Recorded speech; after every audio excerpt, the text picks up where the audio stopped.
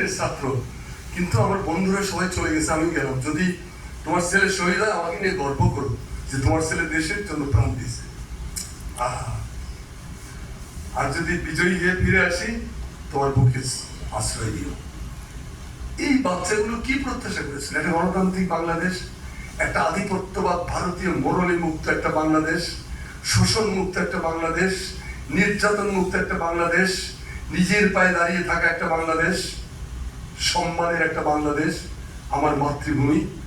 সেই প্রত্যাশার সাথে সামঞ্জস্য বিধান করে আমাদের মিডিয়ার ভূমিকা অত্যন্ত গর্বিত।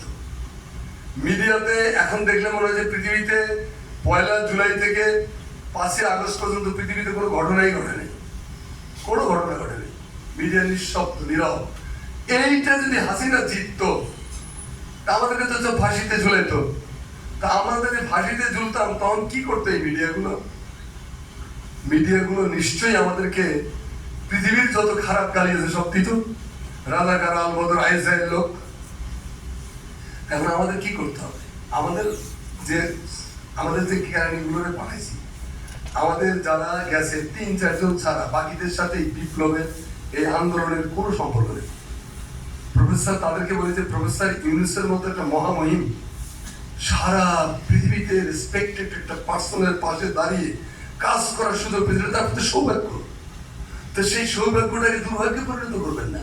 বাংলাদেশ আজকে ভালোবাসতেছে, কালকে কিন্তু রুখে দাঁড়াতে জানে। হাসিনারও খেলাইছে এদিকে, শেখ মুজিবের রক্তে বাংলাদেশ ভেসেছে। আপনাকে মাথায় রাখতে হবে, বাংলাদেশ কাউকে ক্ষমা করেন, অন্যায় করলে আপনার ক্ষমা নাই। তো আপনারাও জনচেতনার সঙ্গে এই বিপ্লবের সাথে, এই পরিবর্তিত পৃথিবীর সাথে সামঞ্জস্যপূর্ণভাবে মিডিয়াগুলোকে তৈরি করেন। যদি তা তৈরি হয় আলহামদুলিল্লাহ, আর তৈরি না হলে নাউজুবিল্লাহ।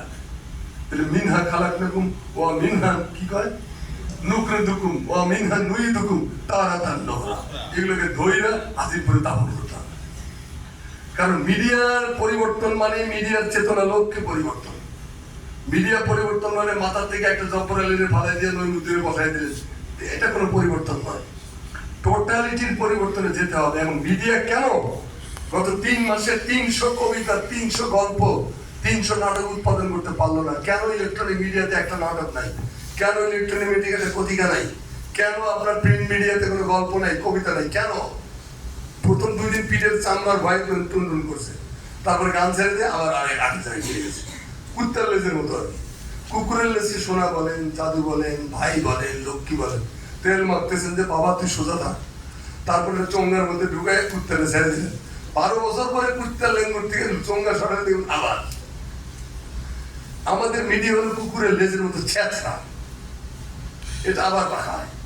তো এই ছ্যাঁচড়া জিনিসটাকে সোজা করার জন্য তো কামার দরকার। এটা স্বর্ণকার দিয়ে হবে না, কামার লাগে ধামধুম। কয়েছে স্বর্ণকারের 1000 ঘা আর কামারের হলে একটা বাড়ি, শেষ। সারাদিন ধরে গয়না বানালো, হীরা দিয়ে, গোল্ড দিয়ে, 15 দিন ধরে গয়নাটা বানিয়েছে স্বর্ণকার। কামারের কাছে বলে এক বাড়িতে শেষ, 1 মিনিটে, তো 2 সেকেন্ডের মধ্যে গয়নার কম শেষ। এখন আমাদের কামারের দরকার। স্বর্ণকার তো আছে আমাদের মধ্যে, কামাররা যখন জগৎটা দখল